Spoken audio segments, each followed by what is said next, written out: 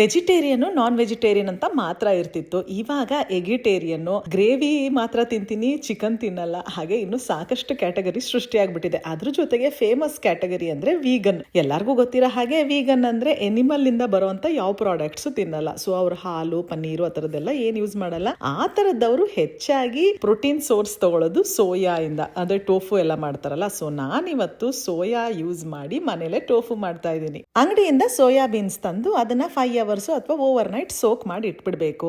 ಅದ್ ಸೋಕ್ ಮಾಡಿದ್ಮೇಲೆ ಅದನ್ನ ಚೆನ್ನಾಗಿ ಮಿಕ್ಸಿಲಿ ರುಬ್ಕೋಬೇಕು. ರುಬ್ಬದ್ಮೇಲೆ ಅದನ್ನ ನೀಟಾಗಿ ಶೋಧಿಸ್ಕೋಬೇಕು. ಅಂದ್ರೆ ಆ ಸೋಯಾ ಗ್ರೈಂಡ್ ಮಾಡಿದ ಹಾಲ್ ಮಾತ್ರ ಬೇಕು ನಮ್ಗೆ. ಆ ಮೇಲ್ಗಡೆ ಗಸಿ ಗಸಿ ತರ ಇರುತ್ತಲ್ಲ, ಅದನ್ನೆಲ್ಲ ಶೋಧಿಸಿ ಸಪರೇಟ್ ಆಗಿ ಎತ್ತಿಡ್ಬೋದು.